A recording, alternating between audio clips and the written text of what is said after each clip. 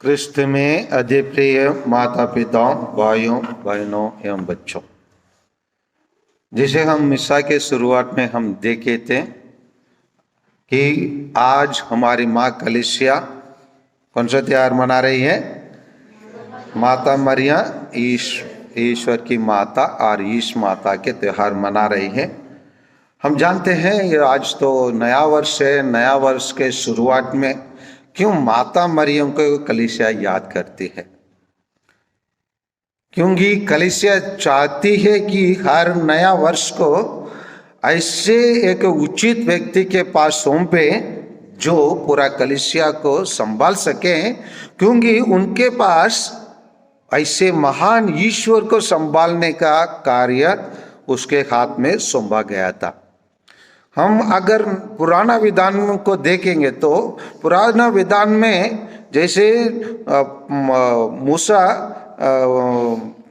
पर्वत के पास रात खड़ा रहता है बकरियां चरा के, भेड़ बकरियां चरा के, लेकिन जहां आग को देख वो आगे बढ़ रहा है उसे कहा जाता है तुम्हारे क्या निकाल दो, जूता निकाल दो, क्योंकि जहां तुम प्रवेश कर रहे हो वो पवित्र स्थान है। इसीलिए ईश्वर और मानव दोनों थोड़ा एक दूसरे से दूर ही रह गए, दोनों निकट में नहीं आ पाए, क्योंकि कहा जाता है जहां ईश्वर दर्शन देते थे अगर लोग उस पहाड़ के नीचे भी चले जाते, घायल भी चले जाते, सब लोग मर जाते थे।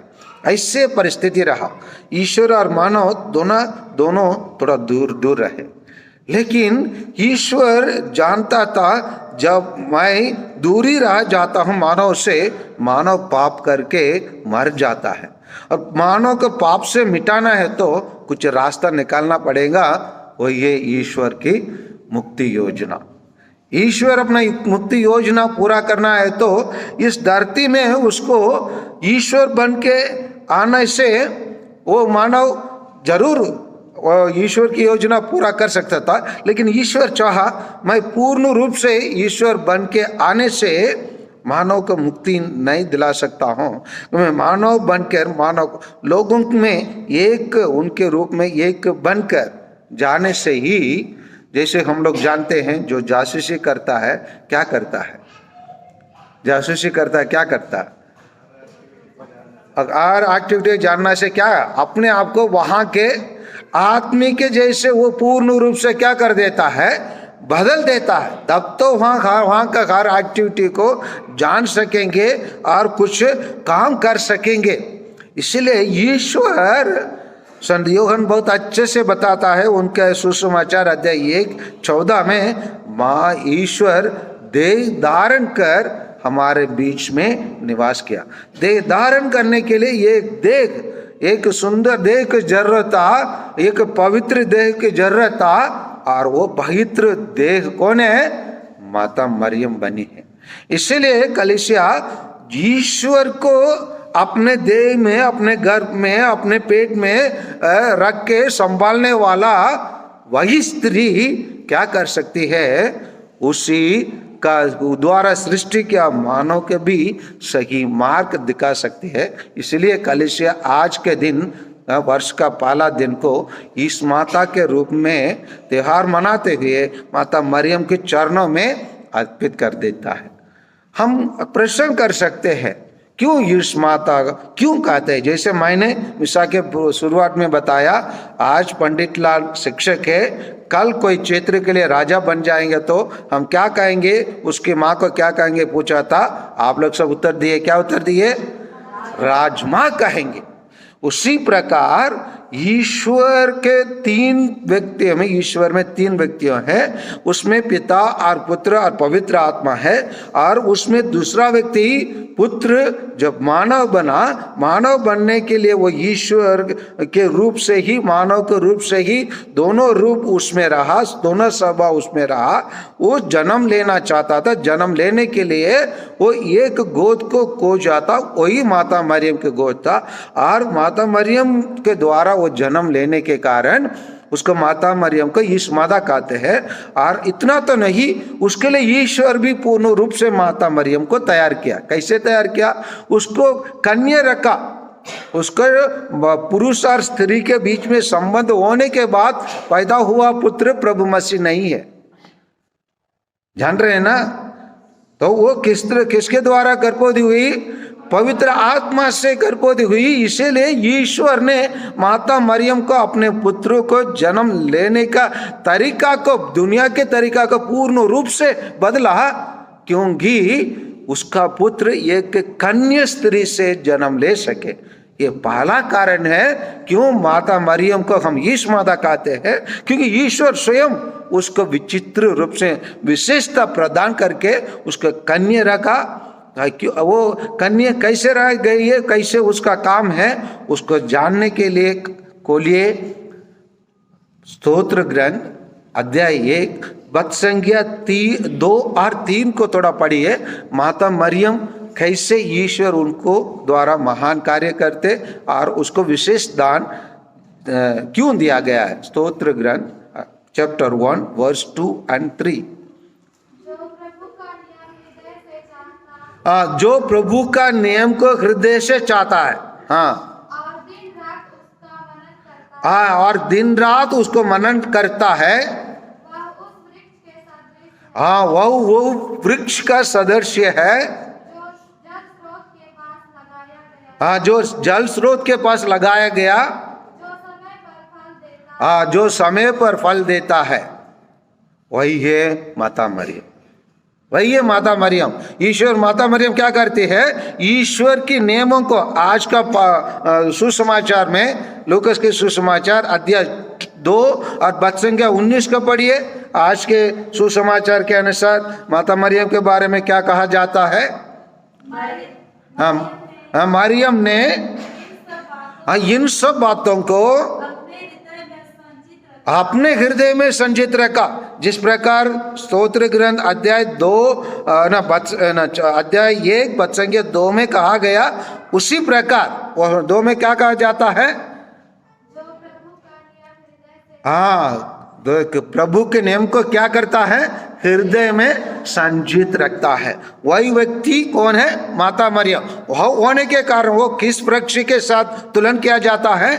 जो नदी स्रोत के पानी के स्रोत के किनारे में लगा हुआ वृक्ष के समान है, जो हमेशा फल पर समय पर फल देता है। वो माता मरियम वही है। इसलिए माता मरियम उसी समय से, जब से प्रभु यीशु को कहाँ कहा? यस कहा, ईश्वर की योजना को यहाँ का यस कहा।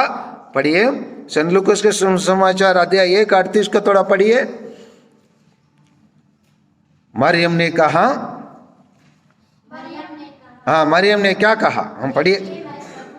देखिए मैं प्रभु की दासी हूं और आपके कथन मुझ में पूरा हो जाए। ये इसके लिए, इस कार्य करने के लिए माता मरियम हमेशा तैयार रही है। हम सभी लोग इसी प्रकार माता मरियम से इन बातों को सीखने की आवश्यकता है। इस वचन को मनन चिंतन करना और इस वचन के लिए अपने जीवन को आपके कथन मुझ में पूरा हो जाए बोल के माता मरियम, ये पहला कारण है। माता मरियम कन्या स्त्री के रूप में ईश्वर हमेशा उसको रखा और कन्या स्त्री से प्रभु यीशु जन्म लिया, इसलिए यीशु माता है। दूसरा है माता मरियम ईश्वर की योजना, मतलब मुक्तिदाता के रूप में उन्होंने अपने पुत्र को भेजना चाहा और माता मरियम उसी मुक्तिदाता की योजना को पूरा करने में माता मरियम क्रूस के नीचे वो खड़े रही और देखी, मेरे को तो चुना गया, मेरे को तो इस माता के रूप में, मुक्तिदाता के रूप में, माता के रूप में चुना गया और उस मेरा चुना हुआ मेरा पुत्र कैसे पूरा करता है और पूरा करने के टाइम पर मैं भी वहीं पर रहूंगा। जैसे राज अभिषेक होता है तो राजमा वहां पर पहले बैठा कर देखने के लिए बोलते हैं ना, उसी प्रकार माता मरियम जब क्रूस पर देखेंगे तो वहां देखिए ना, दिख रहा है ना, माता मरियम खड़ी है और अन्य शिष्य लोग जब भाग गए, लेकिन माता मरियम नहीं भागी, वहां खड़े इसलिए रही कि मेरा बेटा जल्दी मर जाए, जाके मैं उसको दफना दूंगा।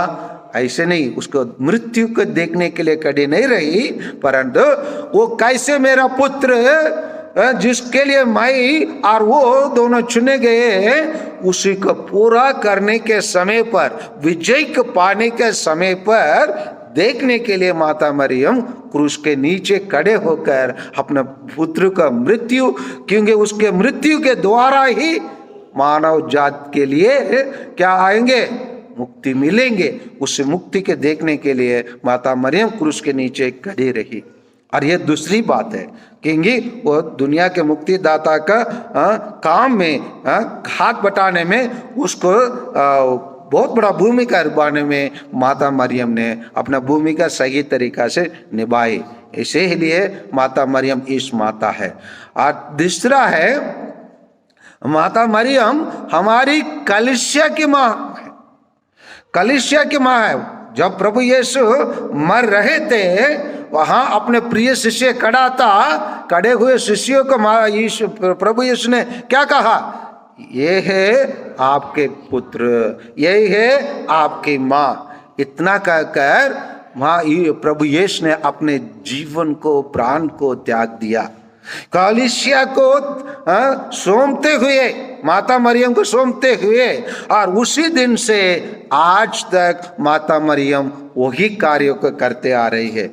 इसीलिए माता मरियम के पास जाने वाले, उनके सामने हाथ जोड़ के प्रार्थना करने वालों का इच्छा को माता मरियम, प्रार्थनाओं को, मनोकामनाओं को माता मरियम पूरे करते आ रही है। इसीलिए विभिन्न स्थानों पर दर्शन दे के आ रही है। इसीलिए हम माता मरियम को ईश माता कहते हैं। और माता मरियम को ईश माता कहने का मतलब यही है, अगर ईश्वर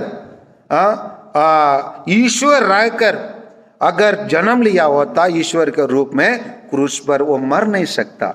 अगर ईश्वर मर जाता है तो क्या होगा, क्या होगा? जब युद्ध में राजा मर जाता है तो क्या होता है, उसका राज्य खत्म होता है। ईश्वर क्रूस पर मर गए होते, ईश्वर के रूप में ईश्वर खत्म हो गया, दुनिया खत्म हो जाता है।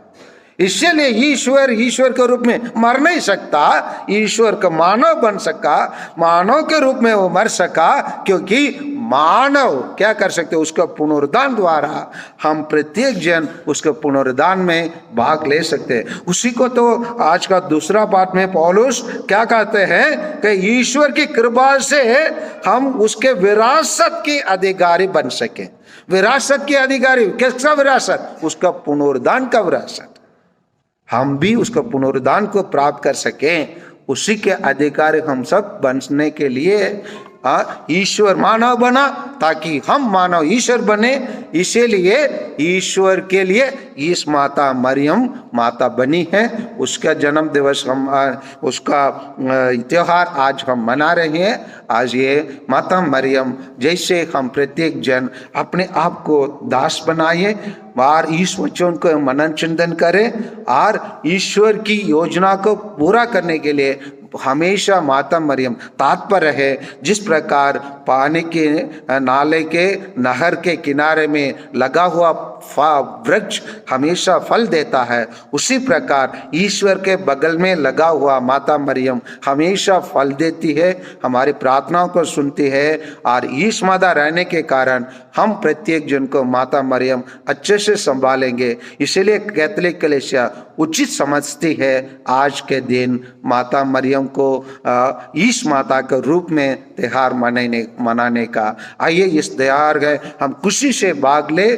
झूमते चले, गाते चले और माता के साथ चले। आमीन।